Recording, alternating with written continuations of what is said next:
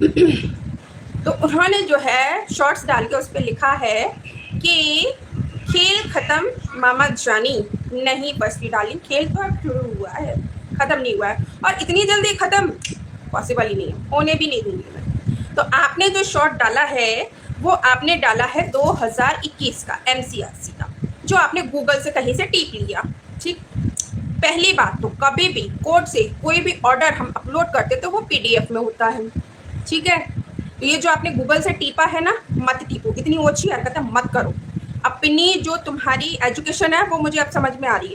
दूसरा जो जिसमें आप जिस अशोक चौधरी की बात कर रहे हो ना, पहले उस पूरे इंग्लिश वाले कैपिटल लेटर्स में जो लिखा हुआ है ना उनको पढ़िए।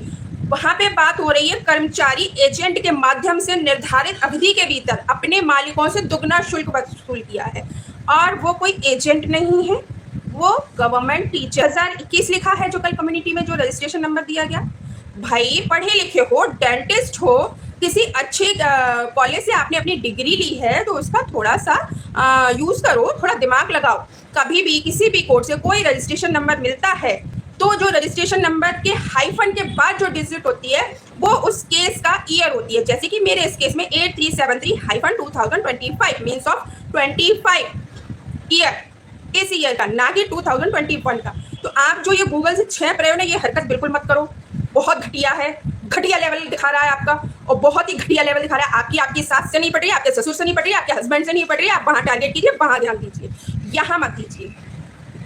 यहाँ जो भी हो रहा है निपट लेंगे। और अगर आप ध्यान दे रही हैं, अगर आप कर रहे हो, बहुत कर रहे हो, तो फिर ये याद रखना जो मैंने कहा है वो मैं करती हूँ। आपको भी फिर आना पड़े जो आपके केस पे भी असर डालेगा, क्योंकि इतना तो मैं भी समझती हूँ सेक्शन 9 में कौन सी चीज कहां से ट्विस्ट लेके लड़के के फेवर में डाली जा सकती है।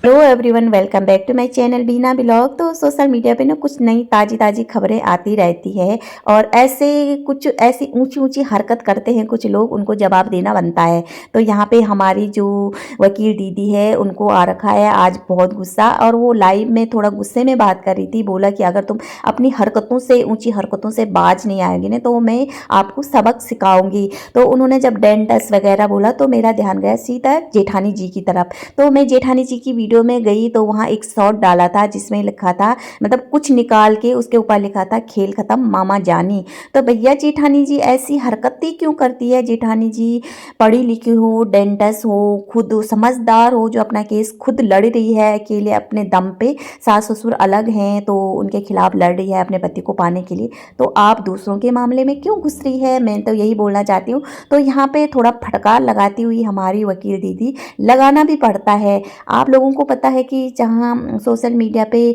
जो रिकॉर्डिंग चिच्ची है उनके सास ससुर के बीच थोड़ा कंट्रोवर्सी चल रही है बहुत पहले से। और रिकॉर्डिंग चिच्ची का काम होता है प्रॉपर्टी प्रॉपर्टी प्रॉपर्टी। जब प्रॉपर्टी की बात सामने आई है, कुछ बातें पड़ोसी ने रखी, कुछ बातें अंशु ने रखी, कुछ धीरज ने रखी, तो लोगों को थोड़ा गुस्सा आया कि हमारी जो रिकॉर्डिंग चिच्ची है वो बहुत झूठ बोला।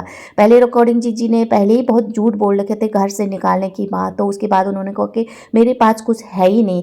जब वहाँ गए थे हमारे पड़ोसी भैया उनके फार्म हाउस में, और उन्होंने साफ क्लियर बताया कि कौन सा खेत अंकल के नाम है, कौन सा खेत आंटी के नाम है, कौन सा खेत राजवीर जी के नाम है, और कौन सा खेत हमारी रिकॉर्डिंग जी के नाम है, जो कि रिकॉर्डिंग जी ने कभी बताया ही नहीं था। और अंशु ने भी बताया कि जो भैया भाभी के नाम है वो उन्हीं की है, जो मम्मी पापा की है वो उन्हीं की है। तो यहाँ पे हमारी रिकॉर्डिंग जी ने बोला कि मेरे पास कुछ नहीं है, सब उनके पास है, सब उनके पास है। मतलब रिकॉर्डिंग जी को उनके जो सास ससुर की प्रॉपर्टी है वो भी चाहिए थी भाई। तो यहाँ पे उनके ससुर भी आ धमके, और उनके ससुर ने साफ बोला कि मैं अपनी प्रॉपर्टी पहले तो अपने खून को ही दूंगी, यानी अपने पोती को ही दूंगी मेरे मरने या मेरे बीबी के जाने के बाद। और मगर अगर हमारी रिकॉर्डिंग जी ने ये कंट्रोवर्सी नहीं रोकी तो तब मैं सोचूंगा कि मैं अपनी प्रॉपर्टी किसको दूंगा। तो यहाँ पे थोड़ा आग बबूला हो गई। तो अब बात सामने आई है राजवीर जी को न्याय दिलाने की, क्योंकि राजवीर जी का एक्सीडेंट हुआ था, उस समय कोई FIR वगैरह नहीं लिखाई गई थी, मतलब कोई कानूनी कार्रवाई नहीं हुई थी। तो यहाँ पे अंशु ने बात रखी कि जो नहीं मतलब जो FIR नहीं करने की बात करी गई तो वो भाभी और भाभी के मायके वालों ने मना किया कि अगर हम करेंगे तो हमारे और हमारे बच्चों की जान को खतरा हो सकते हैं, मम्मी पापा की जान को खतरा हो सकते हैं, हम अकेले रहते हैं। तो अब भी भाई तुम्हारे सास ससुर अकेले रहते हैं, अब नहीं है उनकी जान को खतरा। अब जो तुम बोले कि राजवीर जी को न्याय मिलना चाहिए, तो यहाँ पे मामला हो गया है सेट कि अब राजवीर जी के जो कातिल थे, जिन्होंने उनका एक्सीडेंट किया, राजवीर जी को जल्द से जल्द न्याय मिलेगा। और दरौर चैनल का भी यहाँ पे सच्चाई सामने आएगी कि दरौर चैनल का क्या हुआ था, जो सब बोल रहे थे कि हमारे पास नहीं है, हमारे पास नहीं है, अब धीरे धीरे वो सामने आएगा। तो अब यहाँ पे करते हैं बात थोड़ी जेठानी जी की। जेठानी जी को देखा होगा आपने कि पहले से इनका वीडियो ही ऐसा रहता है, ना सर रहता है ना पाँव रहता है, पता नहीं, मुझे समझ में नहीं आती इनकी वीडियो। जब राजवीर जी ख़त्म हुई थी तो जेठानी जी की सास इन रिकॉर्डिंग जी के घर जाती थी, एक दो बार उनको हॉस्पिटल भी लेके गई थी। तो हमारी ये जेठानी जी बार बार इन वीडियो को दिखाती थी सोशल मीडिया पे, देखो मेरी सास हॉस्पिटल लेके जा रही, देखो ये हो रहा, देखो वो हो रहा, जिसमें कुछ समझ नहीं आता था मुझे। और यहाँ पे इन्होंने ये भी आरोप लगा दिया था कि ये रिकॉर्डिंग जी मेरे पति से तीसरी शादी करना चाहती है और हमें जान का खतरा है, हमें मराना चाहती है।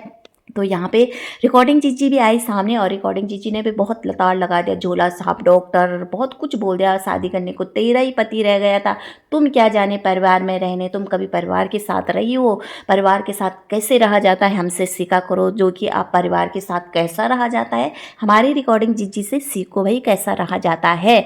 तो अब रिकॉर्डिंग जीजी घर से बाहर निकली है, जैसे शिवपुरी से बाहर निकली है, क्योंकि रिकॉर्डिंग जीजी ने तो 2 महीने पहले से ही प्लान बनाया था कि मैं किस तरह से इस घर से बाहर निकलूं और जैसे मैं जीना चाहती हूँ वैसे जियो। क्योंकि रिकॉर्डिंग जीजी को ना अपने सास से कोई मतलब था, ना अपने ससुर से कोई मतलब था। उन्होंने बहुत सारे आरोप जो लगाए थे उन पे, जो कि बेफालतू आरोप थे, जो वो सोशल मीडिया पे वैसे अबला नारी बन के घूमती है ना, वो है नहीं। क्योंकि उनके सारे झूठ अब सामने आ रहे हैं, जैसे प्रॉपर्टी को लेकर, घर से निकालने को लेकर, सारे झूठ उनके धीरे धीरे सोशल मीडिया पे आ रहे। कुछ अंधभक्त है जो उनके सपोर्ट करते हैं, तो करो भाई, एक दिन सच्चाई सामने आएंगे। क्योंकि आपने परसों उनकी वीडियो नहीं देखी, उनकी अंशु की वीडियो नहीं देखी, जिसमें उनकी माँ मतलब राजवीर की माँ अपने बच्चों को बहुत याद कर रही है, राजवीर और जो उनके पहले पति है सूरज को बहुत याद कर रहे थे, और अपनी दोनों पतियों को भी बहुत याद कर रही थी।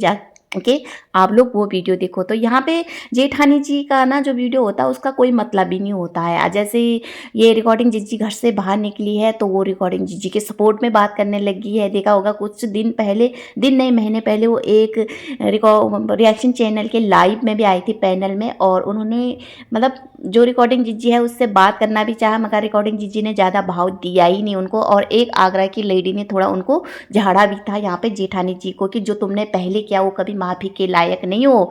तो यहाँ पे मुझे लगता है कि रिकॉर्डिंग जीजी ज़्यादा इनको भाव नहीं देती है, ये जोर लगा के चली है कि उसको मैं सपोर्ट करूँगा, कैसे मैं आगे बढ़ूँ। तो यहाँ पे ना जो इन्होंने ये निकाला है, जो वकील साहिबा ने बोला कि सोशल मीडिया पे डाल के लिखा है कि खेल खत्म मामा जानी, तो इन्होंने ये कहीं गूगल से निकाल के सीधा यहाँ सोशल मीडिया पे डाल दिया, और ना उसको पढ़ा ना समझा, सिर्फ इतना बोला कि 2020-21 में अशोक चौधरी पे केस हुआ था, और वो केस पता क्या था, हुआ भी था नहीं भी हुआ था ये हमको नहीं पता, पर जो इस मैडम ने डाला है, वकील मैडम ने बोला कि ये केस था किसी कर्मचारियों ने, किसी कंपनी के कर्मचारियों ने अपने मालिक पे डाला है पैसे कम देने के मामले में, जो कि वो गवर्नमेंट वाले हैं, यानी एक टीचर हैं इनके ससुर। तो ये मामला कहीं बनता ही नहीं कि ये केस का मामला उनका था। तो यहाँ पे उन्होंने गूगल से निकाल के यहाँ पे डाल दिया। तो यहाँ पे वकील दीदी ने ठीक बोला कि भैया पढ़े लिखे हो तो डेंटिस्ट हो सब कुछ हो तो पहले पढ़ तो लेते, उसमें क्या लिखा है क्या नहीं लिखा है, किसके खिलाफ है। क्योंकि अशोक चौधरी नाम के कोई एक इंसान नहीं हो सकता है जिन पे केस हो, क्योंकि अशोक चौधरी नाम के बहुत सारे इंसान हो सकते हैं।